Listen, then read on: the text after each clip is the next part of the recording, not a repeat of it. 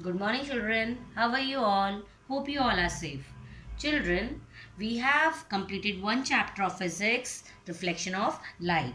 Today, I will start a new chapter, chapter number 6, heat and energy, which is given on page number 125 in your book.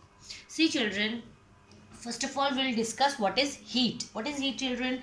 We have it is our common experience that when we rub our hands together, hands means palms. Okay, when we rub our palms against each other, they get heated. Likewise, when we pass electric current in a metallic wire, the wire gets heated after some time. Likewise, when we burn coal or wood, if we get heat. Likewise, there are many examples in which we can experience the heat. Okay, so in all these cases, heat is produced either by doing some mechanical work or by providing energy in some other form other than the heat. For example, while passing electricity through a current metal wire, what happens? Electrical energy get converted into heat energy. When we rub our palms against each other, what happens? How heat energy is produced? By doing mechanical work. We are doing mechanical work. That's why by using that mechanical work is producing heat energy. Okay, children, so heat is obtained either by doing mechanical work or by either by converting one form of energy to the heat energy. Thus heat is also a form of energy. Now if it is a form of energy, it has the ability to flow from higher temperature to the lower temperature. First of all, I'll explain you what is temperature now. See, children, the energy which flows from hot body to the cold body is called the heat energy, or simply the heat. Okay, always heat energy flows from a hotter body to a colder body, because what happens, a hot body has more internal energy than an identical cold body. What is now internal energy of a body? Internal energy of any body consists of two types of energy. What is that?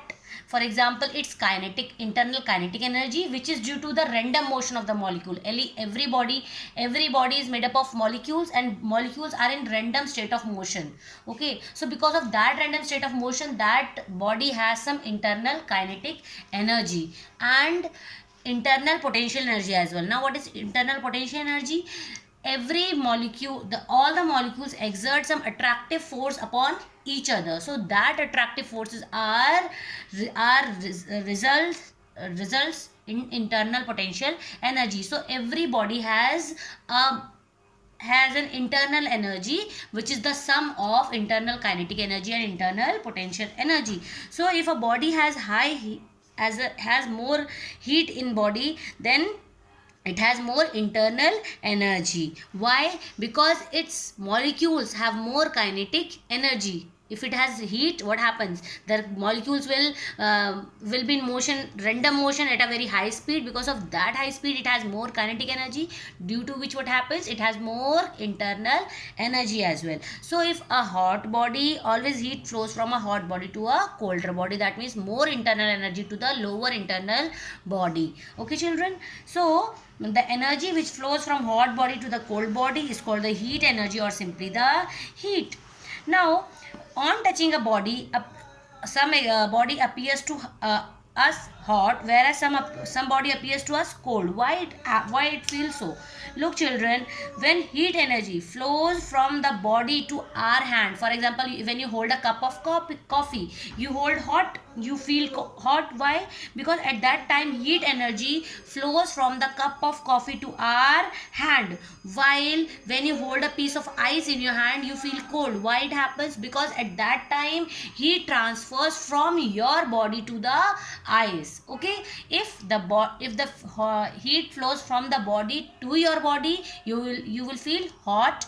If the heat will flow from your body to that the other body, then you will feel cold. Okay, children, now turn the page. There's a definition of heat on the top of the page. Heat is a form of energy that is transferred between two bodies at two different temperatures when kept in contact. So what is the heat? What is heat? Heat is the form of energy which flows from higher temperature to lower temperature. Okay, when kept in contact. It is not like that you keep the two bodies far apart from each other and then the heat will flow. No, it is not possible. When you keep the two bodies in contact with each other with two different temperatures, then the heat will flow from higher temperature to the lower temperature. Okay, now come to unit of heat. Since unit is a form of energy only, so its SI unit of energy is also joule, and CGS unit is erg. Okay, and the relationship between the SI unit and CGS unit of heat is 1 joule equals to 10 raised to 7 erg. Okay, this already we have discussed. Okay, now other units of heat, for example, when we eat the food, heat is produced in our body also. At that time we are measuring the heat in the form of calories and kilocalories. You must have seen on the wrapper of many food products, okay, how many calories it is going to give you, how much energy it is going to give you. Okay, so calorie and kilocalorie. 1 kilocalorie equals to 1000 calories, and the relationship between calorie and joule is what? 1 calorie equals to 4.186 joule, or nearly 4.2 joule. In numericals we are using 1 calorie equals to 4.2 joule. You must remember these relations. Okay, 1 calorie equals to 4.186 joule, or nearly 4.2 joule. Now come to concept of temperature, children. Now children, concept of temperature. See children, when a hot body is kept in contact with a cold body, it is noticed that after some time the hot body becomes less hot and the cold body becomes less cold. Why it happens? Because there is a flow of heat from the hot body to the cold body. The body which imparts the heat or which gives the heat is said to be at a higher temperature than the body which receives heat. Obviously the body which is receiving heat, it is at less temperature than the body which is imparting the heat. Thus the temperature determines the direction of flow of heat. That means if you want to know the direction of flow of heat, you must know which body is at a higher temperature, because heat will always flow from a higher temperature to a lower temperature, children. Okay, so temperature is defined as, temperature is a quantity which indicates the thermal state of a body. Thermal state means the degree of hotness or the degree of coldness of a body. It determines the direction of flow of heat when two bodies at different temperatures are kept in contact with each other.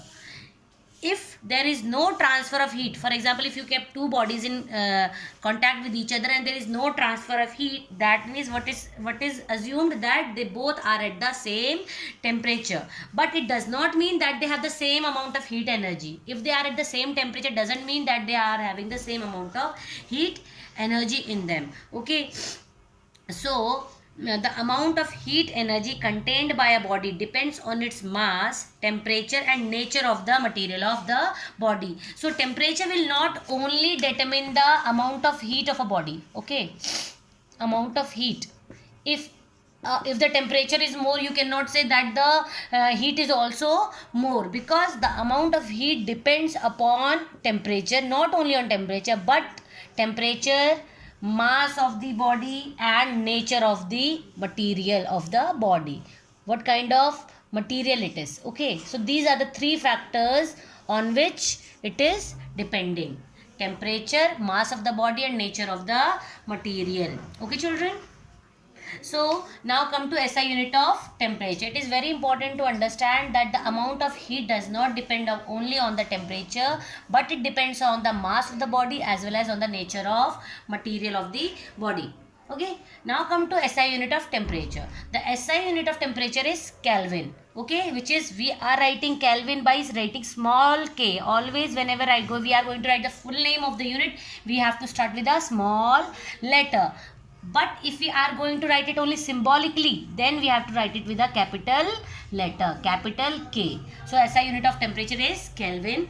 The other units of temperature are degree Celsius and degree Fahrenheit. We all know this. Okay, you all are studying since class 6th all this.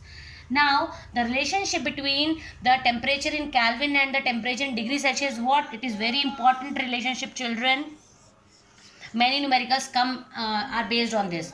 The temperature in Kelvin is equals to 273 plus temperature in degree Celsius.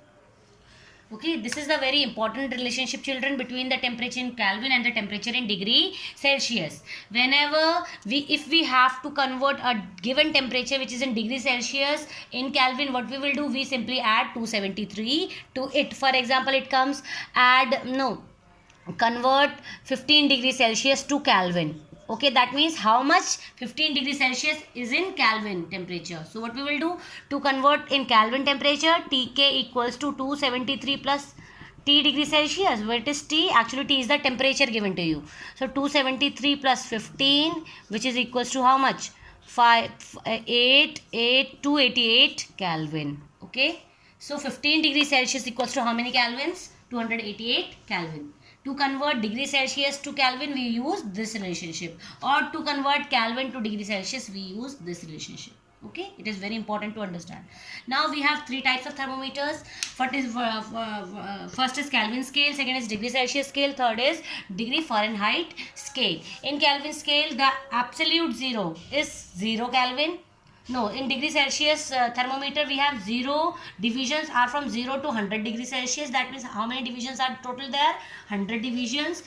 Now in Kelvin scale, the lowest temperature is 273 Kelvin to 373 Kelvin. That means 0 degrees Celsius is equals to how many Kelvins? 273 Kelvin. You can match it from by putting in this formula also. See, if you put degree Celsius here is 0 degree Celsius, how many Kelvins it will become? 273 Kelvin, because 273 plus 0, it will be 273 Kelvin. So 0 degree Celsius resembles to 273 Kelvin in the Kelvin scale, and 100 degree Celsius is equals to 373 Kelvin. Okay, so in Kelvin scale also, how many divisions are there? 100 divisions are there. Now degree Fahrenheit scale, it's the lowest temperature is 32 degree Fahrenheit and the highest is 212 degree Fahrenheit. That means how many total divisions are there in Fahrenheit scale? 180 equal divisions are there in the Fahrenheit scale. Okay, children.